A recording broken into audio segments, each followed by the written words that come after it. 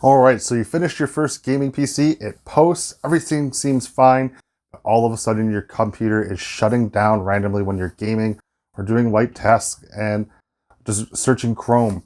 And that's what was happening to me. I just moved my gaming PC into this new Be Quiet Pure Base 500, and everything was working fine for about a day and a half, and just Google searching and working on Google Chrome.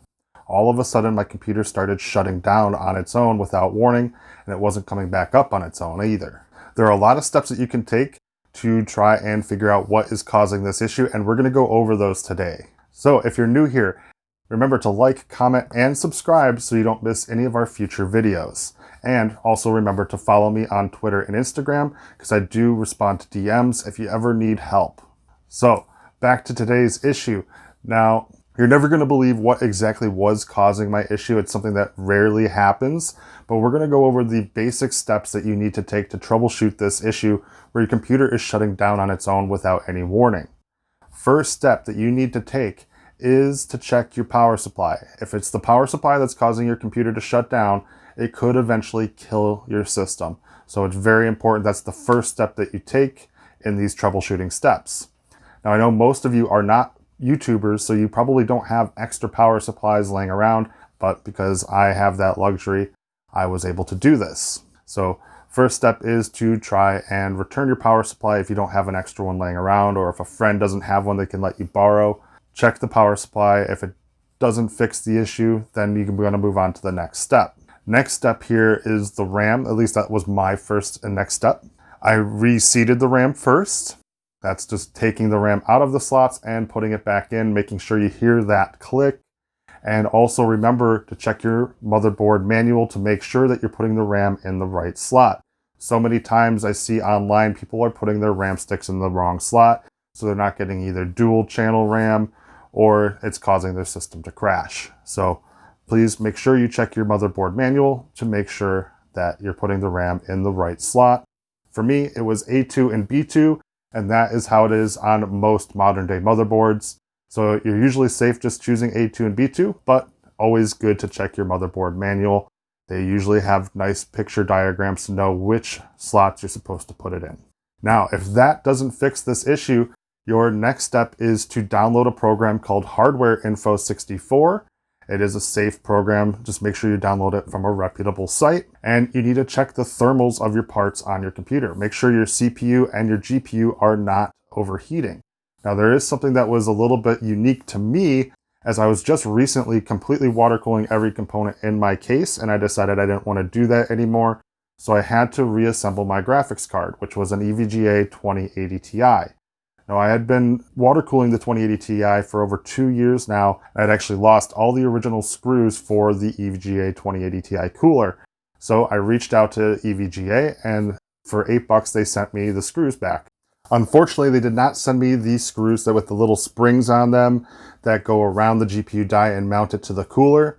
So I had to be creative, and I have luckily a couple graphics cards just laying around in my office. First one I tried was my Wish.com GPU because I just didn't care about that one.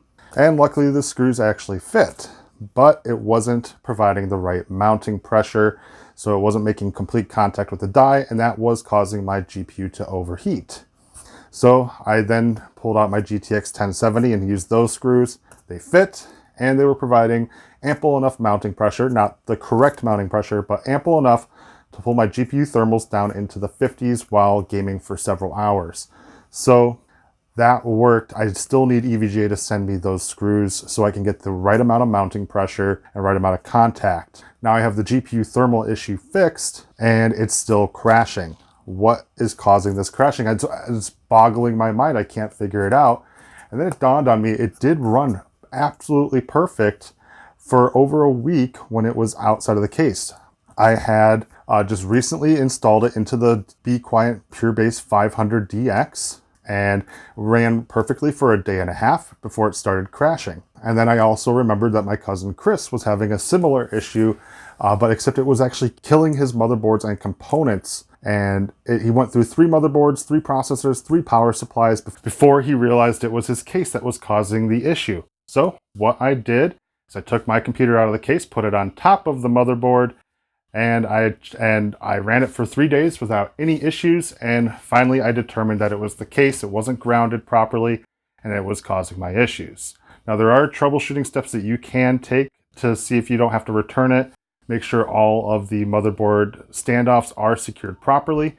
If the case has a ground wire, which this case does not have, but if your case has a ground wire, make sure that's secured properly. But if that doesn't work, then you're going to have to return the case, because that's probably the issue. But always first, check your power supply unit first. Then if that doesn't fix the issue, then you got to check your RAM and your GPU and CPU thermals. And you can use Hardware Info 64 to check those thermal temperatures. If that's not the issue, then try to take your computer out of the case, run it outside of the case, and see if that is fixing your issue. That's going to be it for this, guys. It's not a common issue for this for a case to happen. It's not a knock on this case at all. It can happen to any case manufacturer. It's just a manufacturing error. I am returning this and not getting a replacement because it just wasn't a good fit for me anyways. And I will try to find another case that is going to be a better fit for me. I think I'm going to need something bigger, even though I want to go smaller. Not a knock on the case. It has nothing to do with the fact that it's shorting out my components that I'm not getting a replacement. It's just it wasn't a good fit. But if you have any questions, if I didn't answer any of your problems, if you're still having issues after you've done all of these tests, then just reach out to me through the comments, or you can find me on Twitter and Instagram. I do respond to DMs and tweets, so don't hesitate to do that. But I appreciate you guys watching. Remember to like, comment, and subscribe, and I'll see you guys in the next video.